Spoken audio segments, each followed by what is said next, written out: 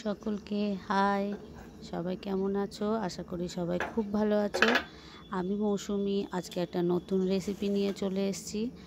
সাধারণত সবাই ডিমের কারি করা জানো, কিন্তু এটা সাউথ স্টাইলের ডিমের কারি আজকে আমি করব।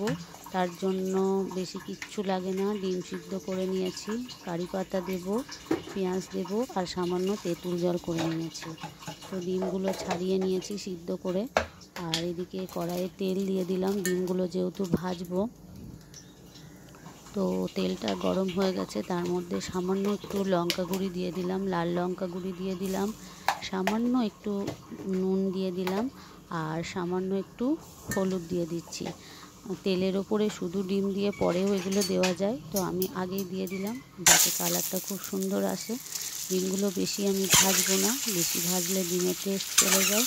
হালকা ভেজে আমি তুলে নেব। ডিমগুলো হালকা ভেজে নিচ্ছি। এটা করতে একদমই বেশিক্ষণ সময় লাগেও না, কিন্তু খেতে খুবই টেস্টি হয়। ডিমগুলো আমি তুলে নিয়েছি। তো কড়াইয়ে সামান্য তেল ছিল, আরেকটু তেল আমি অ্যাড করে দিলাম। তো এবারে পেঁয়াজটা একদম কুচি কুচি করে গ্রেট করে নিয়েছি, ছোট্ট ছোট্ট করে।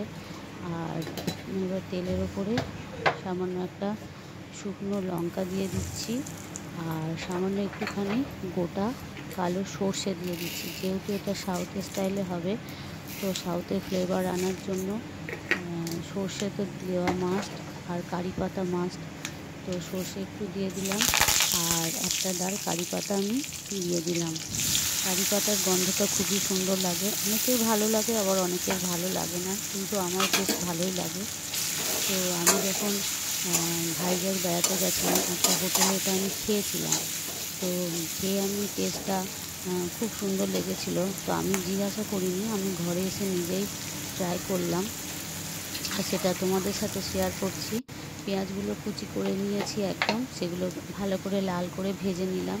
বেশি মশলাপাতি একদমই লাগে না। ছোটো চামচের 1 চামচ জিরে গুঁড়ো দিয়ে দিলাম আর ছোটো চামচের 1/2 চামচ হলুদ গুঁড়ো দিয়ে দিলাম আর ছোটো চামচের 1 চামচ ধনে পাউডার দিয়ে দিলাম আর লাল লঙ্কা গুঁড়ি দিয়ে দিলাম ছোটো চামচের 1 চামচ। বেশি ঝাল দেওয়ার দরকার নেই।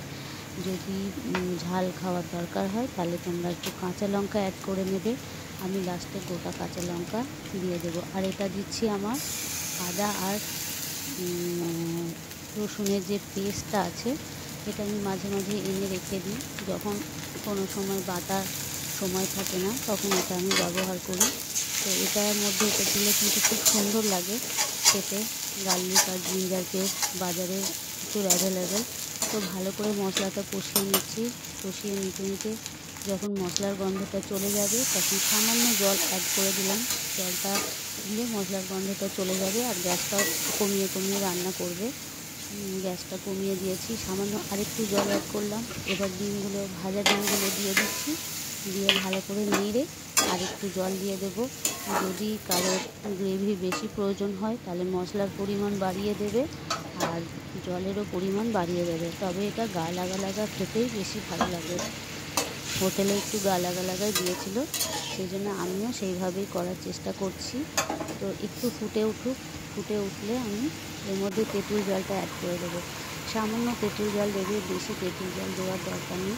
সামান্য একটু নুন দিয়ে দিলাম আর একটু চিনি দিয়ে দিলাম, একটুখানি সামান্য চিনি দিয়ে দিলাম নুনের ব্যালেন্সটা বা টকের ব্যালেন্সটা করার জন্য।